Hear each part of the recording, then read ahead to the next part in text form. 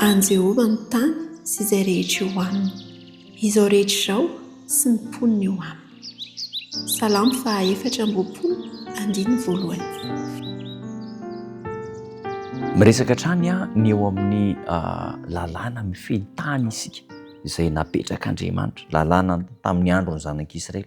Mampalahelo moa zany ankehitriny efa somary miova be ny fandehan'ny raharaha eto amin'izao tontolo izao mahakasika ity tany ity, dia indraindray tsy voaja intsony ny lalàna izay napetrak'Andriamanitra mahakasika ny fananan-tany sy ny fikarakarantsika ny tany.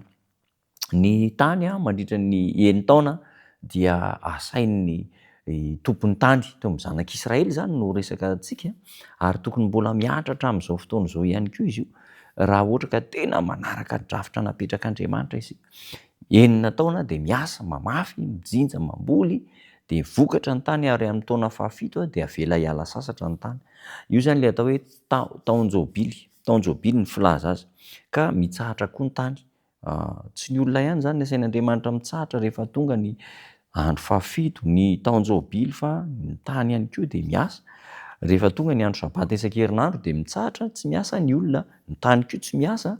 Dia ny taona faha-7 ny tany tena mitsahatra ihany koa, dia ny olona koa mitsahatra. Ary ny mampiavaka an'ity taon-jobily ity dia izao, miverina amin'ny, raha ohatra ka namidy zany le tany, namidy le noho ny fahantrany, izay ihany no antony nitokana ahafahana mivarotra ny tany, noho ny fahantrany.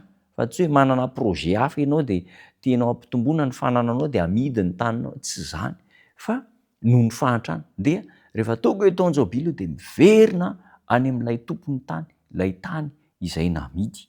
Ary araka ny nandidian'Andriamanitra azy dia izao, efa voatsinjarazara ny tany ka tsy azo atao ny manakalo azy, tsy azo atakalo zany ny tany, ary tsy azo atao ny mivarotra ny tany raha tsy hoe efa niresantsika tery, raha tsy ohatra nga hoe mantra.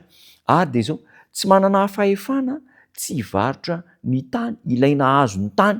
Zany hoe io zany le ataontsika hoe manao double vente indray, namidinao le tany dia le nahazo ny tany mivarotra indray, satria mety hoe nahantra izy, tsy azo atao double vente ny tany, fa le ianao ihany ka rehefa tsy ilainao intsony le tany nividinao dia miverina amin'le tompony indray io tany io.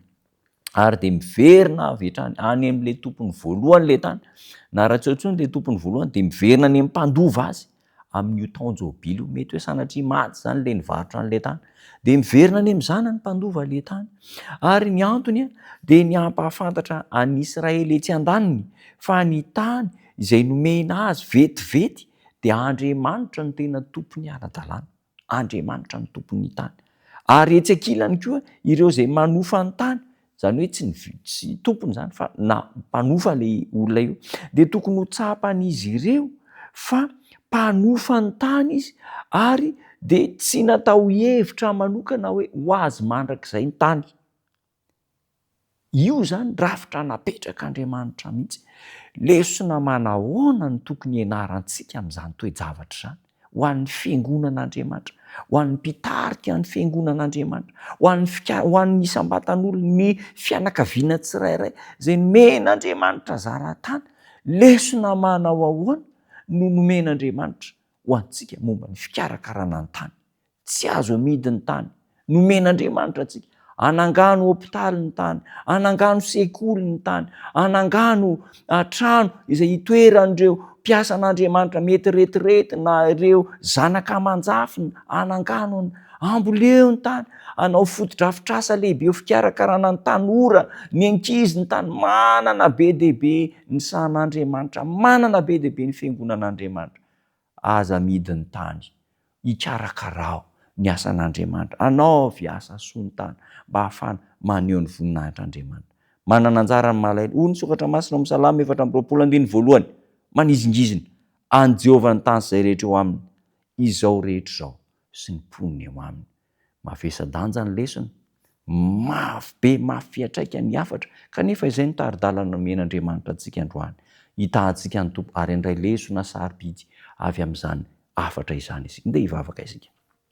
Tompo tsara, tia anay loatra ianao, nomenao anay ny tany mba ahafahana manorokolo ny fivelomanay, ahafahana maneho ny voninahitrao, ahafahana mahita fahasambarana, fifaliana amin'ny asan'ny tananao.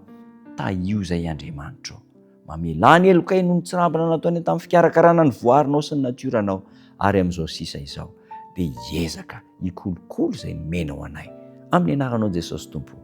Amen.